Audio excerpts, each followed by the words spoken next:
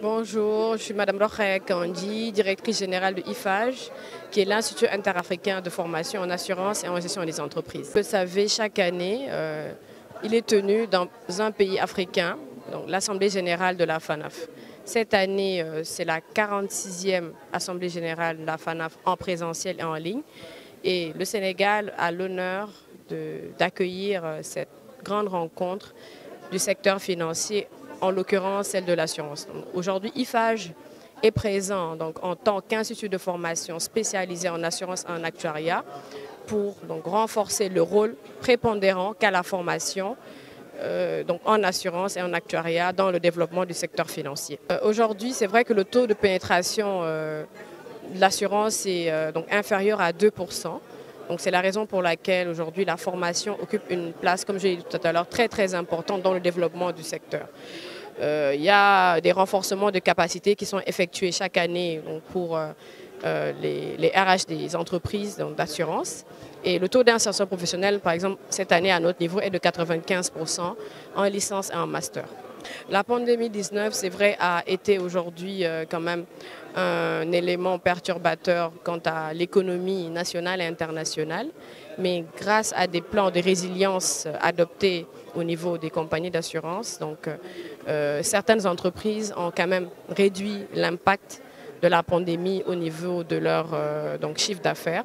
Par exemple, des entreprises qui avaient par exemple, la garantie perte d'exploitation ont pu l'utiliser pour pouvoir faire face à plusieurs défis, notamment à celle de la relance post-Covid. Aujourd'hui, je pense qu'on a parlé des risques systémiques.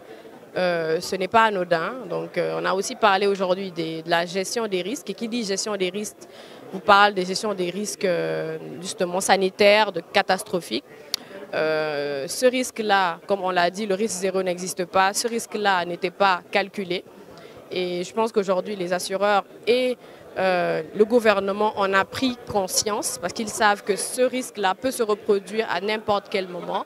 Ils en ont beaucoup parlé et sont en train de réfléchir aujourd'hui à des plans de continuité en termes de gestion des risques qui leur permettra de faire face à leurs engagements, comme on l'a dit tout à l'heure, envers leurs clients, mais aussi envers l'État. Et c'est très important. Nous allons parler de l'actuariat. Donc, dans la table ronde, nous avons plusieurs experts qui nous viennent du Sénégal, du Cameroun, de la France. Et c'est très important parce qu'aujourd'hui, ce sont les actuaires, comme on l'a dit, vous le savez tous, qui sont à la base donc, de la tarification au niveau de ces produits d'assurance et de banque pour pouvoir vraiment éviter le risque de faillite, pour pouvoir éviter le risque de perte au niveau donc, de ces entreprises en cas de sinistre, en cas de problème.